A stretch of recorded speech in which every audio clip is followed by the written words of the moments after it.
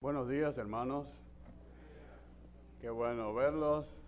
Siempre es un placer el poder estar congregados, ¿no verdad?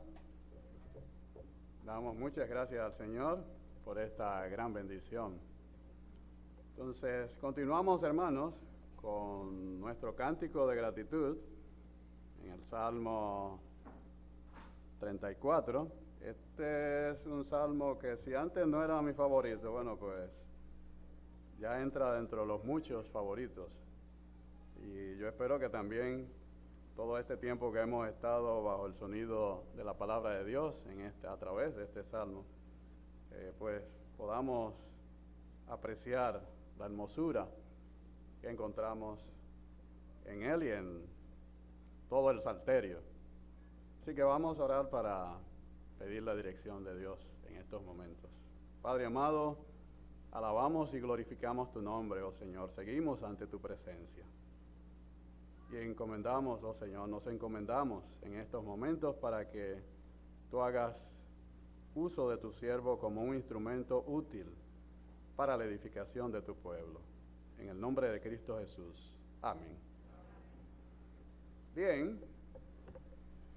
Continuando con nuestro cántico de gratitud por la liberación obtenida en medio de una situación bien difícil para el salmista, rodeado de sus más terribles enemigos, hemos estado viendo y aprendiendo juntamente con él lo que fue esta experiencia y lo que es con nuestro cántico de gratitud por la liberación obtenida en medio de una situación bien difícil para el salmista, rodeado de sus más terribles enemigos.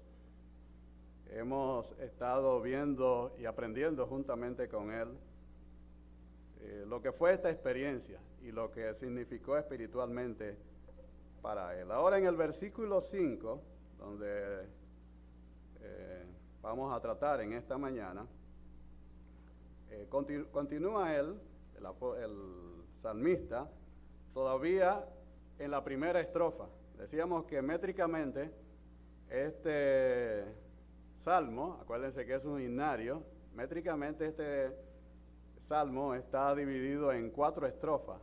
Las 2 primeras está compuesto por 5 versículos y las 2 últimas compuesta por 6. Este es un salmo alfabético, es decir, la estructura que también el salmista quiso darle al mismo, lleva o contiene cada una de las palabras o de las letras del alfabeto hebreo, las 22 letras del alfabeto hebreo.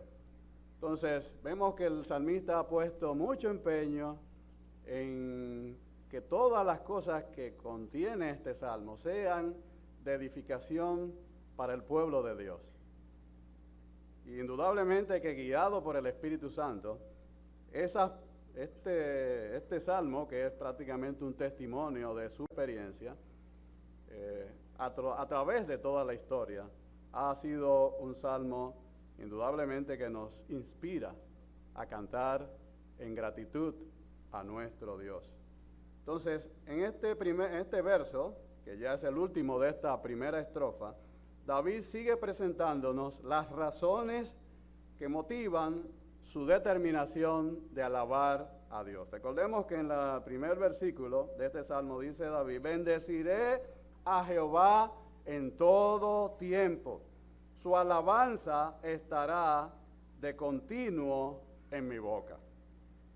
Es decir, el salmista nos dice, su determinación es que él constantemente va a bendecir en todo tiempo el nombre de Jehová, aprovechando todas las oportunidades para ellos y renovando sus alabanzas en cada nuevo acontecimiento que le proporcione material para hacer esta actividad tan importante.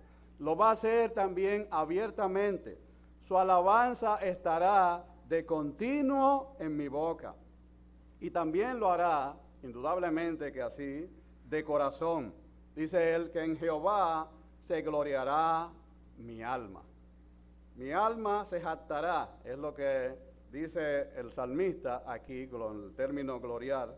Es decir, me voy a ufanar no en mis propios recursos, ni en las bondades que me adornen, sino en las bondades de nuestro Dios. En Él es que mi alma se va a gloriar, se jactará en el Señor, en relación con Él, en mi interés por Él y en mis expectativas de Él.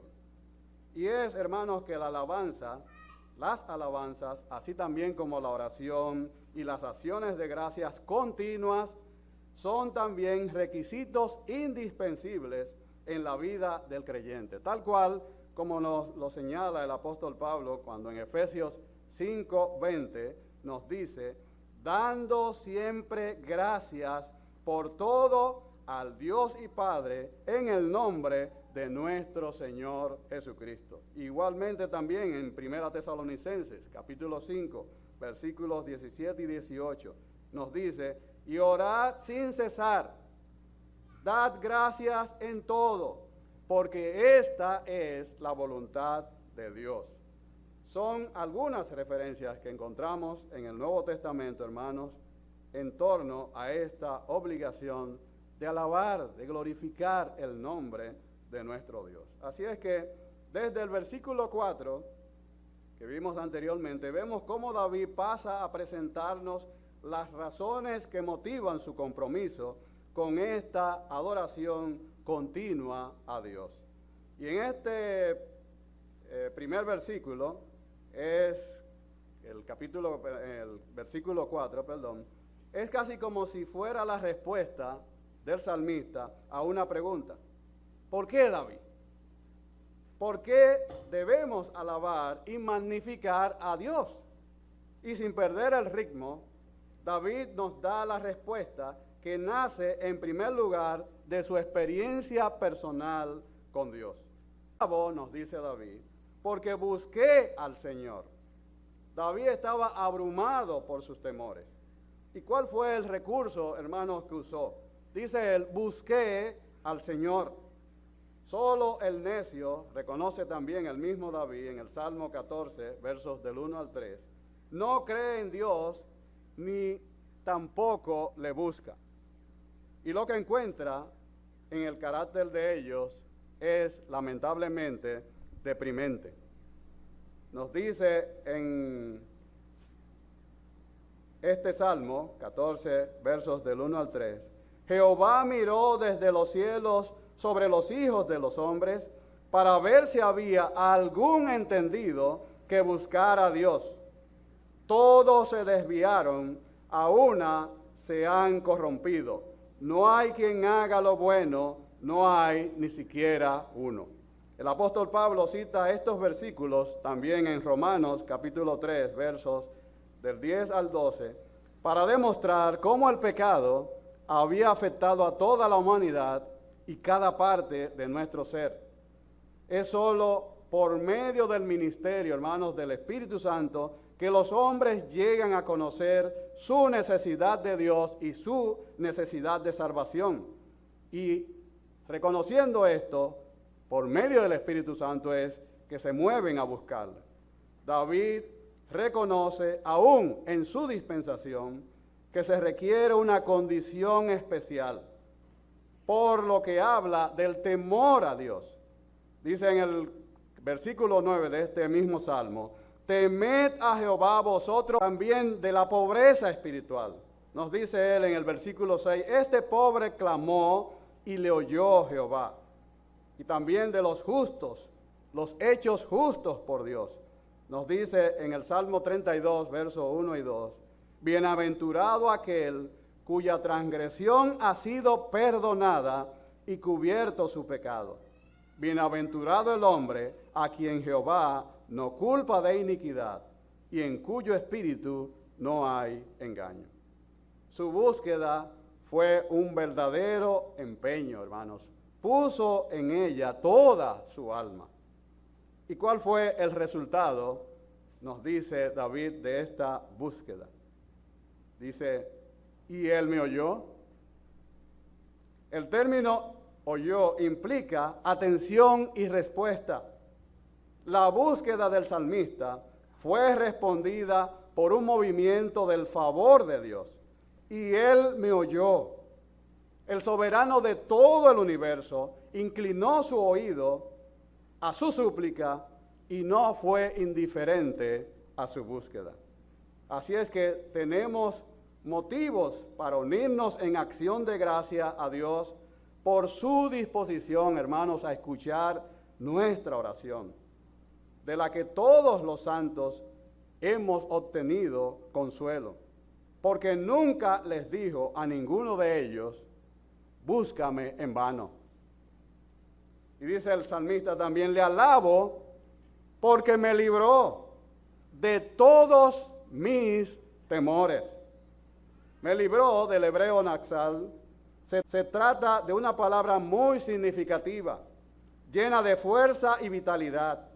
Sugiere el acto de rescatar, de salvar, de redimir, de liberar algo, de la boca, por ejemplo, de una bestia o del fuego. Y su rescate no fue parcial. El alivio que nos proporciona no es de manera absoluta incompleto.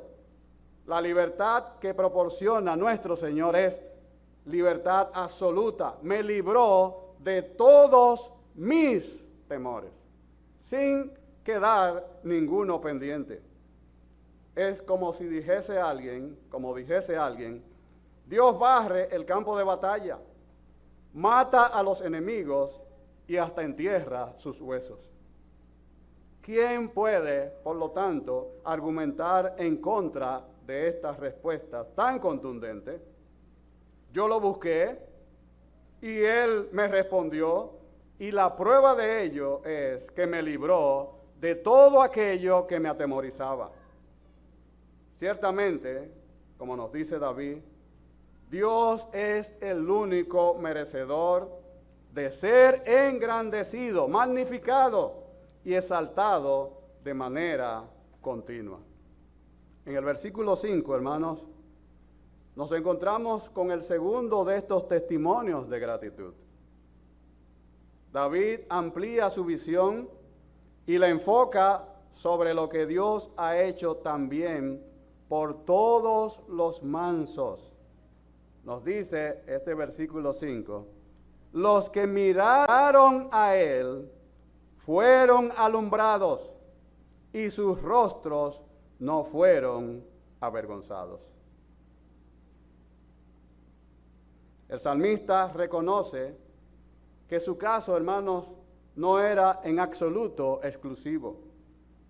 El que Dios lo oyera y le respondiera de forma tan favorable y me libró de todos mis temores, no era algo que solamente le podía ocurrir a él y a nadie más. Así es que continúa ampliando las razones, los motivos del porqué de su compromiso de alabanza continua a Dios. Pero cambia la narración en primera persona, como en los versos anteriores, a una narrativa en tercera persona, ellos, exponiendo en cada versículo la manifestación del poder de Dios en favor también de todos aquellos capaces de buscar su rostro en humildad. Los mansos, lo oirán los mansos y se alegrarán. Los que miraron a él fueron alumbrados.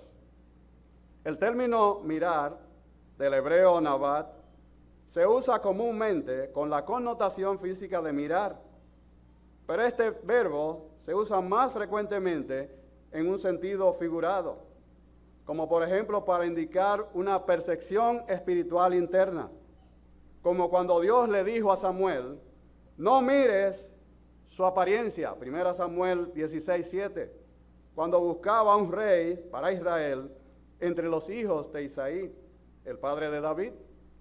No mire su apariencia ni lo alto de su estatura, porque lo he desechado. Porque Dios no ve como el hombre ve, pues el hombre mira la apariencia exterior, Pero el Señor mira el corazón. Mirar también en el sentido de aprobación y aceptación, tal como las palabras de advertencia de Dios a su pueblo no arrepentido Israel, por no prestar atención a lo que verdaderamente Él aprobaba. Nos dice en Isaías 66:2, mi mano hizo todas estas cosas, y así todas estas cosas fueron, dice Jehová. Pero miraré, y aquí está el término Nabat, a aquel que es pobre y humilde de espíritu y que tiembla a mi palabra. El lugar donde Dios desea morar, hermanos, no es en templos hechos de mano, eso es lo que le dice a Israel. Es en el corazón del manso y humilde y que tiembla a su palabra. Mirar también con el significado de confiar y obedecer. Entonces, no sería yo avergonzado cuando atendiese, nos dice David, y ahí está el término, a todos tus mandamientos. Esto es en el Salmo 119, verso 6. Un salmo también alfabético, en donde se exalta la palabra de Dios y comunica la idea de que ella contiene todo lo que el hombre necesita saber.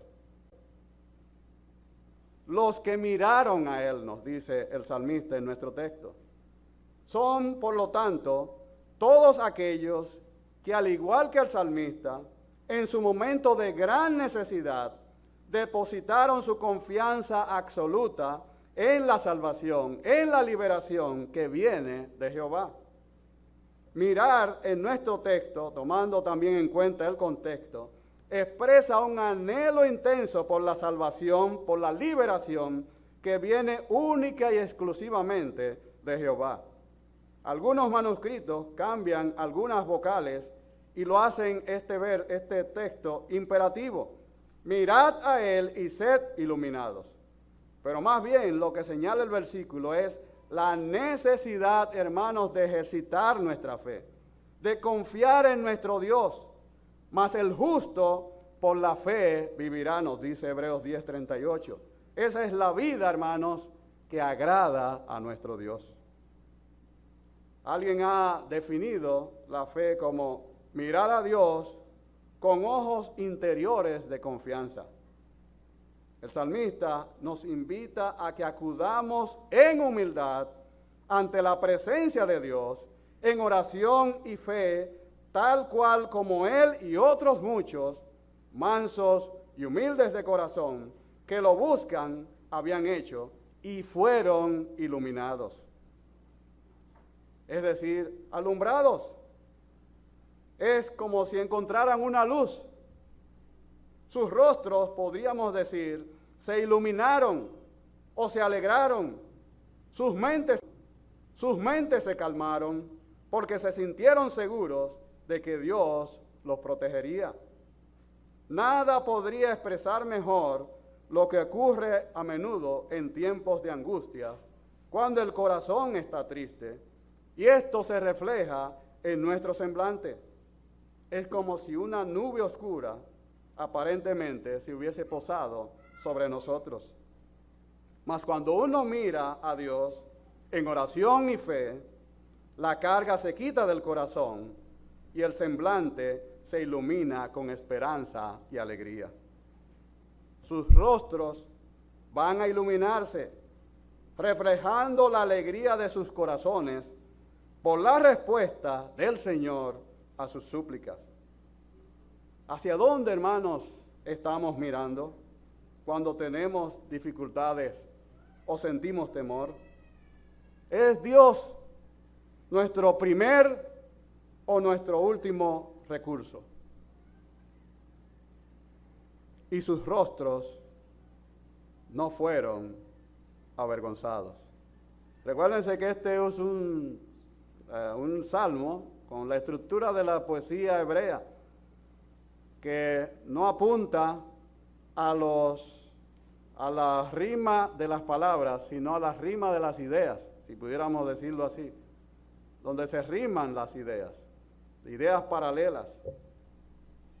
Los que miraron a él fueron alumbrados en la primera línea y sus rostros no fueron avergonzados, es la segunda.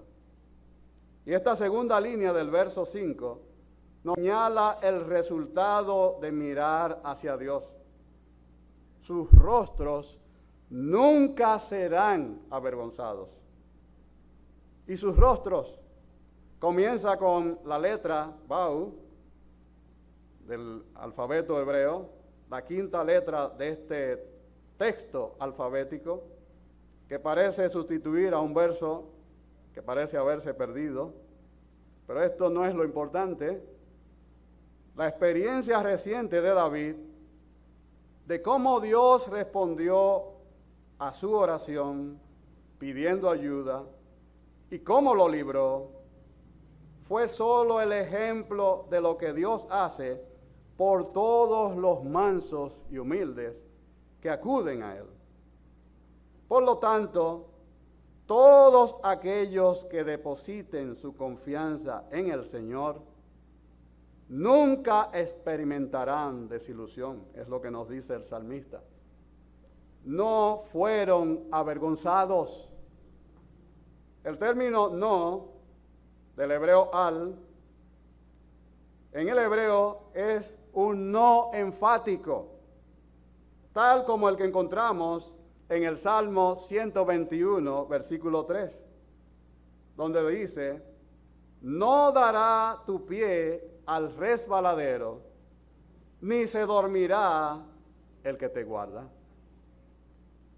Un salmo de confianza, este hermoso Salmo 121, que asegura que la ayuda para la peregrinación de Israel, recuérdense que Israel tenía, por su condición de pueblo esparcido, tenía que reunirse en las fiestas sagradas, tenía que acudir de todos los rincones de donde hubiese sido distribuido hacia Jerusalén. Y había que recorrer caminos peligrosos, valles donde podían ser asaltados, o desricaderos donde podían falsear sus pies y caer en precipicios. O sea, estaban bajo una constante y continua amenaza, ladrones que podían asaltarlos, peligros diversos. Y nos dice el salmista que no dará Jehová tu pie al resbaladero, ni se dormirá el que te guarda. Un salmo, como decía, de confianza que asegura que la ayuda para esta peregrinación y para nuestro caminar en este mundo, el creador de los cielos y la tierra, es el que va a sostener nuestros pies. No son las montañas. ¿De dónde vendrá mi socorro? No tenemos respuesta para ello. ¿Será de los hombres? ¿Será de las montañas? No, mi socorro viene de Jehová, que hizo los cielos y la tierra. Y Él es, hermanos, el que va a ser fiel. Él es el que nos garantiza nuestra estabilidad y que su cuidado y su apoyo van a ser constantes. No se dormirá el que te guarda. Nosotros descansamos, pero Jehová, hermanos, no descansa en su cuidado para con nosotros. Una gran preocupación del salmista era siempre la posible derrota que pudieran proporcionarle sus enemigos. Y lo vemos en los salmos. La mayoría de estos salmos empieza el salmista, que uno se pregunta en esos primeros versos iniciales: ven acá, pero él tiene como miedo. Y es cierto, el miedo nos acompaña, hermanos, está en nuestros tuétanos. No hay manera de sacarlo de ahí. Mientras estemos en la carne, en esta naturaleza caída, vamos a sentir temor. El problema es a dónde ponemos nuestra confianza. Y esta gran preocupación del salmista por una posible derrota y más aún las burlas y la vergüenza que sufriría de sus enemigos. Lo vemos expresado en muchos de sus salmos. Y esto queda reflejado, por ejemplo, en la primera parte del Salmo 25, donde nos dice el salmista allí: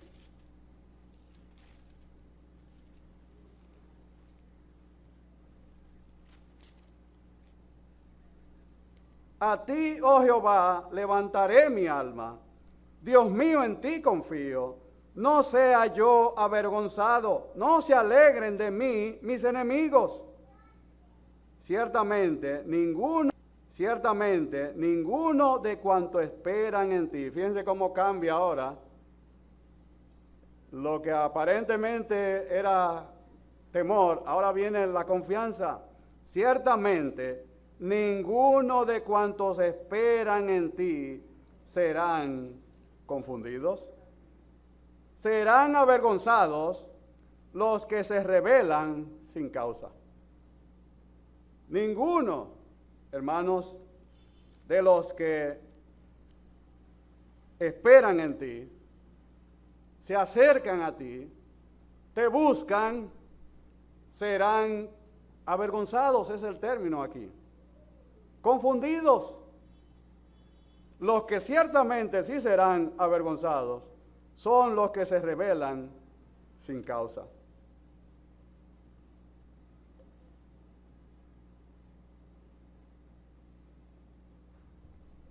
Allí en este salmo, mira a Jehová para que le proteja y reconoce que Dios es el único objeto de su confianza. La súplica de David es, primero, que no sea avergonzado por haber confiado en Jehová. Y segundo, que sus enemigos jamás tengan oportunidad de alegrarse porque Dios ha fallado a su siervo. Esta es, hermanos, la oración de todos aquellos que dependen del Señor. En cuanto a los que deliberadamente proceden con falsedad, David les desea una buena dosis de vergüenza.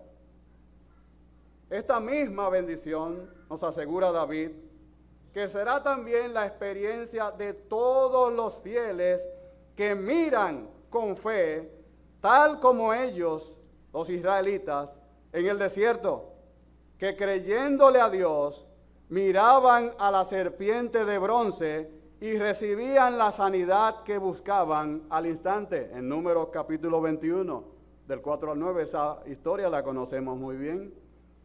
Producto de su rebeldía, vinieron serpientes. Dios envió a su pueblo serpientes venenosas que los mordían y morían al instante. Pero levantó un asta que es símbolo de lo que representa Jesucristo allí en la cruz del Calvario. Y todos aquellos que le creyeron a Dios en ese momento y que miraban a esa serpiente de bronce, recibían sanidad al instante. Solamente había que mirar y creer en lo que Dios había dicho y eran salvos. Igualmente que todos aquellos que miran la cruz de Cristo reciben salvación y vida eterna. Nunca serán avergonzados, o sea, nunca serán desilusionados como resultado de esperar en el Señor. Concluyendo, hermanos, podemos dar como testimonio personal, de manera personal, que múltiples veces hemos vivido esta experiencia de ver cumplida esta promesa del Señor para con sus siervos, de no ser defraudados por ninguna petición hecha al Señor.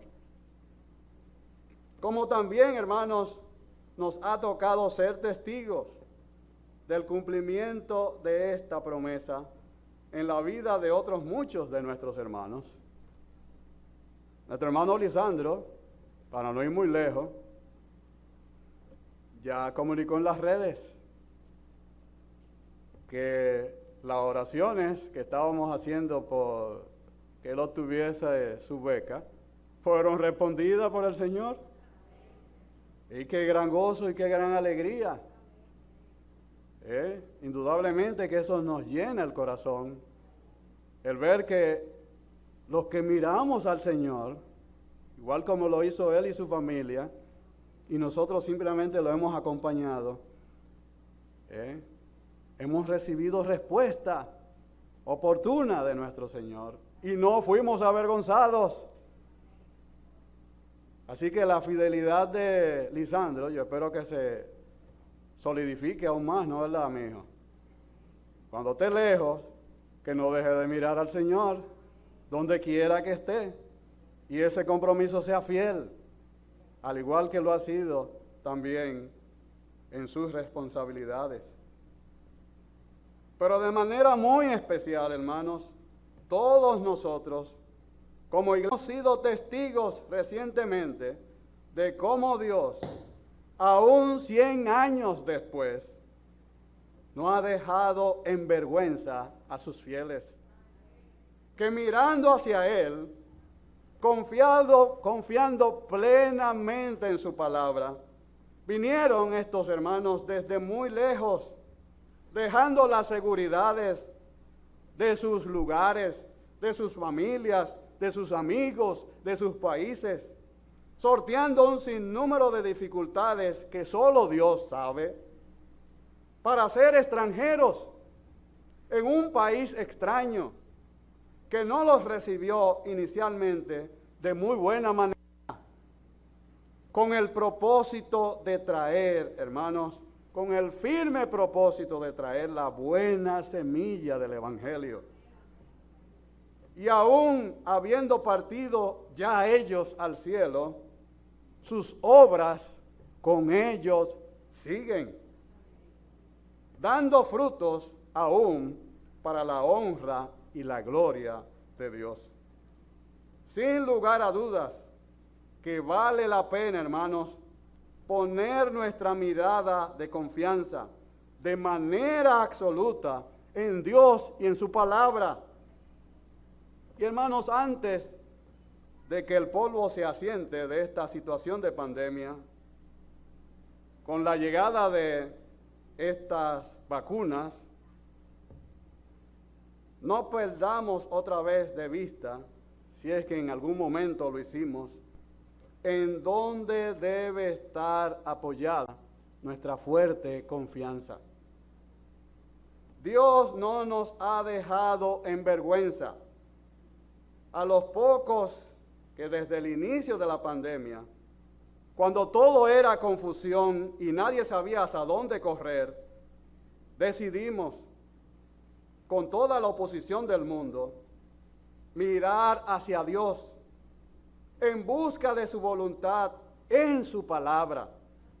Y hoy, gracias a Dios, nos estamos reuniendo presencialmente, ya hace un tiempo, con todo y pandemia activa, no ha cambiado. No piense que disminuyó, al contrario, las cepas nuevas son más